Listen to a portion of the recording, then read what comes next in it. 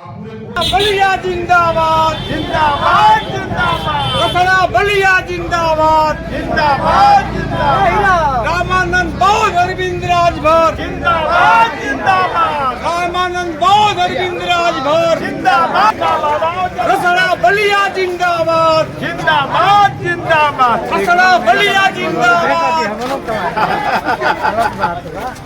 ओम प्रकाश राजभर जिंदाबाद भाई का लगाई लल्लन भैया जिंदाबाद जिंदाबाद जिंदाबाद लल्लन भैया जिंदाबाद। ये देखिए अभी तो अंगड़ाई लग रहा है, अब लड़ाई कितना होता है आप लोग वीडियो स्क्रीन पर जरूर देखिएगा।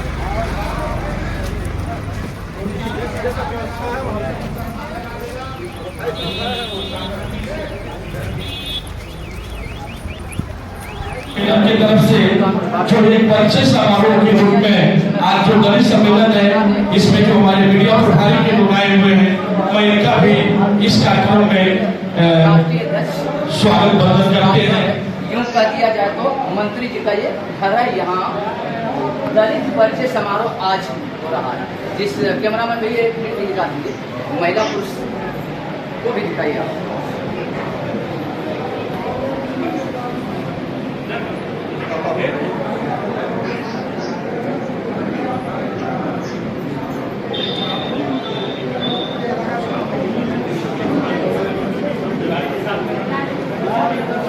अब आइए यहाँ से छोड़ के गए फिर वहीं पहुँच गए हैं। अब ऐसे ऐसे लोगों से आपको हाथ से मैं माइक पकड़ा हूँ, एक हाथ ऐसे ऊपर करो, दोनों हाथ ऊपर करिए, बैठिए, दोनों हाथ ऊपर करिए। हम बोलेंगे बाबा साहब अमर नहीं, तो इस हाल में वो आवाज, इस संदेश पूरे प्रदेश ही नहीं पूरी दुनिया को संदेश जाता है जहाँ ओम प्रकाश राजभर खड़ा होता है। आप सोचते होंगे कि हम रसड़ा के यहाँ हाल में हैं, ये हाल नहीं, अच्छे अच्छे को बेहाल करने वाला हाल। हम बोलेंगे बाबा साहब अमर नहीं, तो आप सब लोग मिलकर बोलेंगे अमर नहीं, अमर नहीं। बाबा साहब अमर रहे,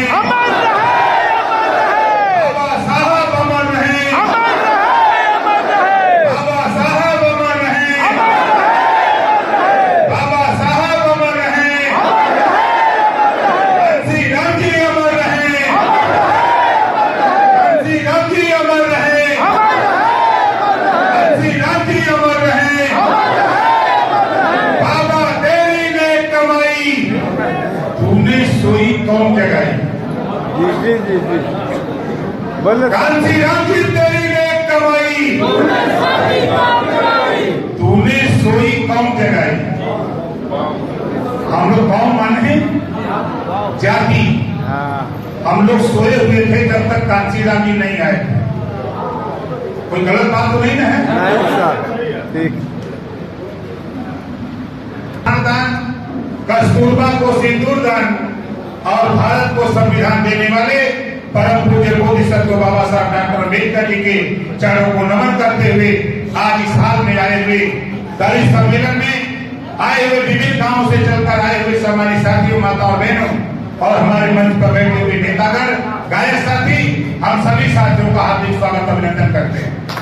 और आपसे कहना चाहता हूँ, ना रब ने दिया ना रहमान ने दिया, ना रब ने दिया ना रहमान ने दिया, जो कुछ भी दिया बाबा साहब डॉक्टर अम्बेडकर ने दिया। एक व्यक्ति बाबा साहब डॉक्टर अम्बेडकर जी 140 करोड़ आबादी, पूरा देश नाच रहा है। आपके वोट को पाने के लिए, पिछड़े दलित अल्पसंख्यक के वोट को पाने के लिए जो बात बाबा साहब डॉक्टर अम्बेडकर जी ने जो पावर दिया, आज उसको लेने के लिए पूरा देश नाच रहा है। बोलो सही है गलत है? सही। कोई हेलीकॉप्टर से नाच रहा है, कोई हवाई जहाज से नाच रहा है, कोई 4 व्हीलर से नाच रहा है, तो कोई 2 व्हीलर से नाच रहा है, तो कोई पैदल हाथ जोड़ के नाच रहा है।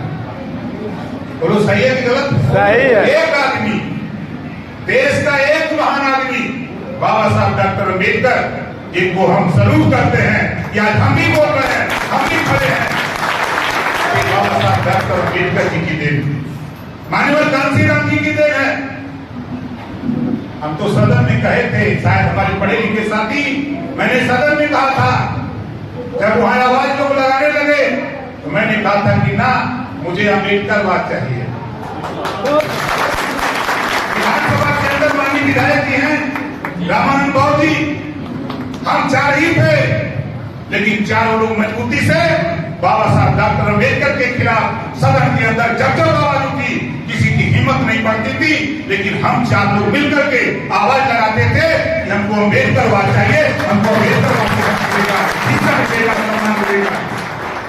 हम तो करते हैं, हम तो करके दिखाते हैं। और आपसे कहना चाहता हूं साथी, इस समय देश में गले में माला विचारों पे ताला, गले में माला विचारों में ताला। बाबा साहब डॉक्टर की मूर्ति के पास जाते हैं समाजवादी पार्टी के नेता, माला तो पहना देते हैं, लेकिन प्रमोशन में आरक्षण खत्म कौन करता है? बोलो, समाजवादी पार्टी। इसी नजर में कहता हूं, गले में माला विचारों पे ताला बंद करो। हिम्मत है ओम प्रकाश राजभर की तरह पिछड़े दलित अल्पसंख्यक की लड़ाई लड़ने का मन बनाओ, धोखा देने का काम मत करो। और तो गया, हम तो यहाँ नहीं ही, इतिहास के अंदर हम लोग हैं। सदन के अंदर जब हम खड़े होते हैं तो 403 विधायकों के बीच में जब हम खड़ा होते हैं तो 422 विधायक कहते हैं, देखो अब शेर खड़ा हुआ, कुछ बोलेगा। सही कह रहा हूं, गलत कह रहा हूं? सही। हम अपनी लड़ाई नहीं लड़ते, हम आपकी लड़ते हैं। हमको कहा है, जिस तरह माननीय कांशीराम जी चल के आए थे, हमको सिखाए। राजनीति की शुरुआत वही से किया। हमको माइक पर बोलने नहीं आता था, राजनीति तो दूर की बात थी, हम लोग सपना भी नहीं सोचे थे कि हम इस ऊंचाई पर जाएंगे। लेकिन धन्य है माननीय कांशीराम जी, मैं उनका चेला हूं, मैं उनका चेला हूं। इस तरह के आपके जैसा हम साथियों, उनके विचारों के लिए ओम प्रकाश राजभर सदन से लेकर सड़क तक लड़ता। और आपसे कहता हूं कि दल चाहे कुछ भी आपका हो, हमारा दल अलग हो, हम बेशक भाजपा से समझौता किए, लेकिन जिस दिन तेरे ऊपर आंच आएगी, सबसे पहले इस्तीफा कोई देगा तो ओम प्रकाश राजभर।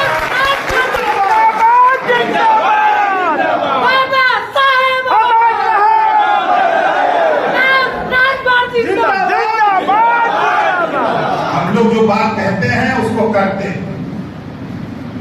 हम ऐसे जीव नहीं हैं कि हाथ जोड़ते हैं, हाथ भी जोड़ते हैं, हाथ भी पकड़ते हैं।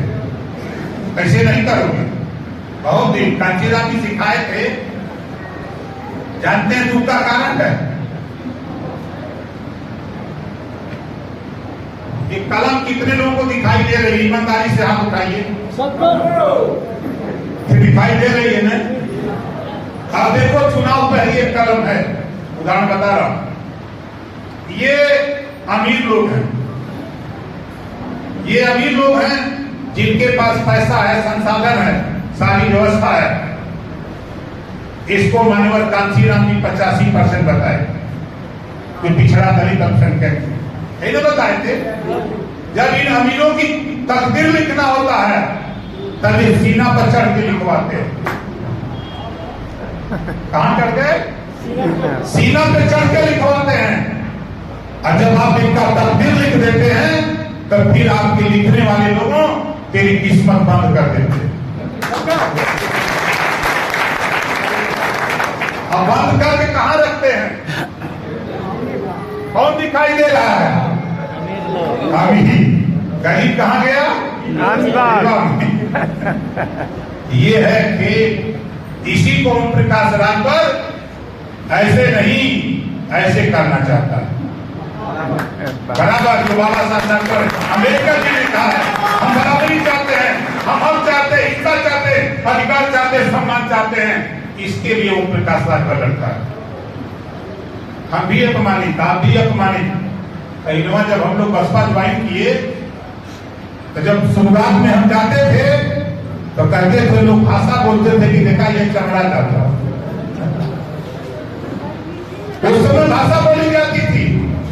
लेकिन धन्य है माननीय कांशीराम जी, विरोध करने वाले लोगों के छत के ऊपर बाबा साहब डॉक्टर अम्बेडकर का झंडा टंगवा करके बता दिया। एक घाट पर शेर बबर जी का हाथी घोड़ा ऊंट खच्चर भेड़ बकरी, एक घाट पर माननीय कांशीराम जी ने बैठा दिया, पियो पानी सब लोग एक घाट पर। बाबा साहब के सपने को अगर उत्तर प्रदेश नहीं पूरे देश में कोई साकार किया तो माननीय कांशीराम जी आकर के उत्तर प्रदेश में सबसे पहले साकार करने का काम किया। आज वो आंदोलन किन्हीं परिस्थितियों में शिथिल पड़ा हुआ है, हम आपसे सहयोग चाहते हैं। ये चुनाव हमारा चुनाव नहीं, ये चुनाव गरीब कमजोर पिछड़े दलित के उत्थान के लिए, लड़ाई लड़ने के लिए दिल्ली और लखनऊ के बीच में सिंधु का पुल होगा, एक घोषी का लोकसभा चुनाव। इसमें मैं कहता हूं दिल्ली में लड़ना होगा तो शेर का बच्चा बताओ क्या होगा? लीडर जोर से बोलो, पीएचडी किया हुआ है लड़का, इतने लोग लड़ रहे हैं, किसी की औकात नहीं उसके सामने बात करने की।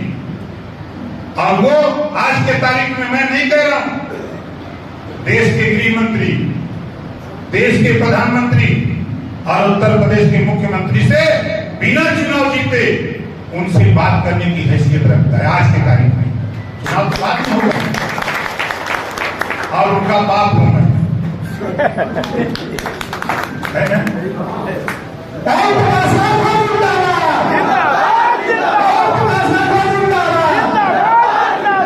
ईमानदारी से आप बताओ, उत्तर प्रदेश में जो लड़ाई आपने सुना गुना सदन से लेकर सड़क तक, हमारी लड़ाई से कितने लोग खुश हो? जरा हाथ उठाओ,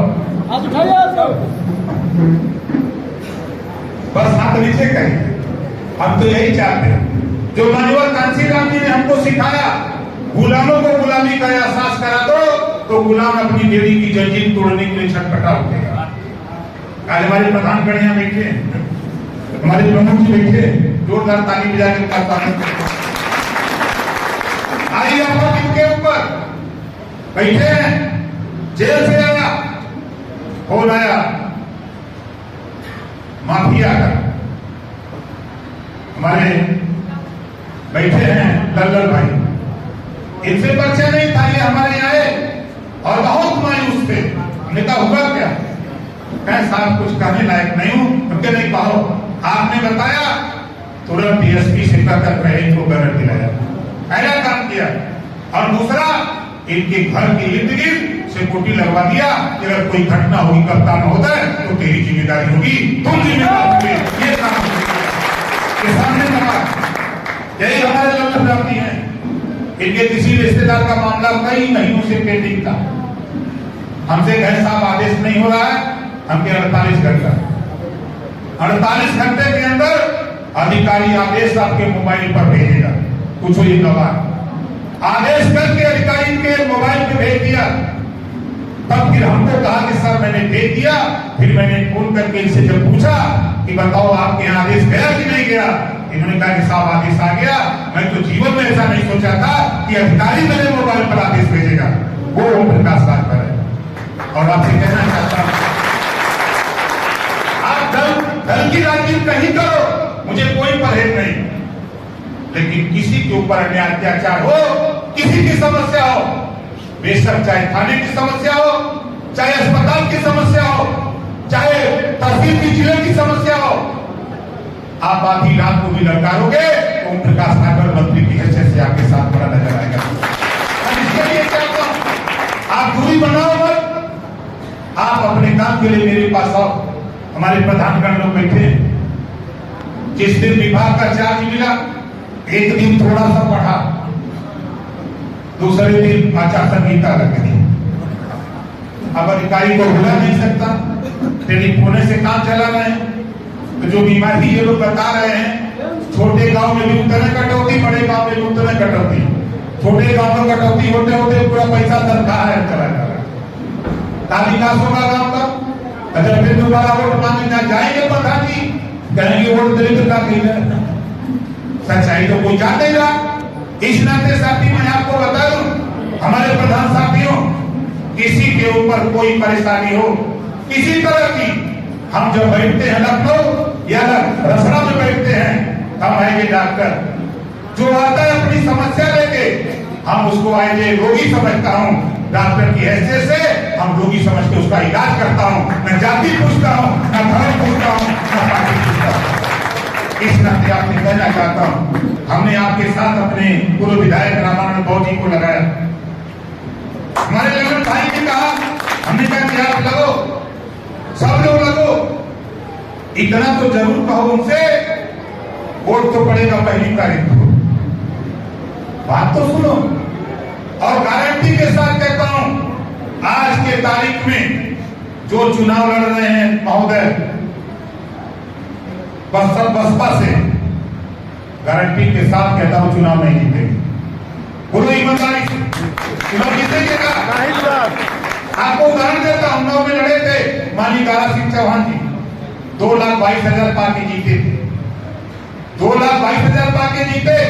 फिर दारा चौहान जी लड़े 2014 में, 2,33,000 वोट पाए। अब उससे ज्यादा तो नहीं पाएंगे चौहान जी, बोलिए। उस समय हम सतवा हमारे रहता है भर जमात एक रहा, तब दारा चौहान जीतल रहा।